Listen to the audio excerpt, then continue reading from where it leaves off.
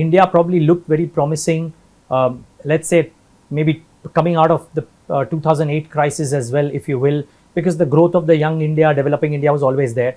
But some businesses, consumer businesses did really well for the decade. Some businesses, manufacturing did not. How are you looking at the landscape in that sense? Because not everything will gain. So what would be the first amongst equals, so to say? That's almost a very, very difficult question to answer, but I try to do that. My job is to allocate capital, and I think we tend to do that. The first rule is you need to be invested in this country. That's the first rule. I think over a 10-year period, okay, the Sensex always delivered positive returns. Okay, it can be very volatile over a quarter, very volatile over a year, very volatile over maybe a couple of years. But if you remain invested in high quality businesses, I don't think there's a 10-year rolling period in which you could have lost money in the Sensex.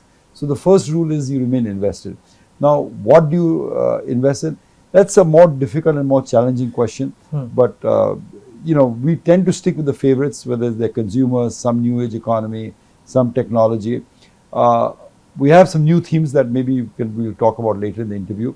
But my first rule is that people will try and time the market, and try and get rattled or shaken out by the falls that will happen periodically. That's the nature of the beast, Neeraj.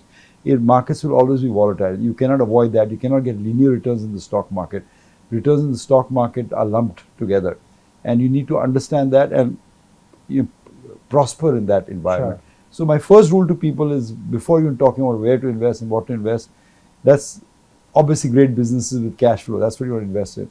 But the first is remain invested. You must devote a portion of your equity to equity investing.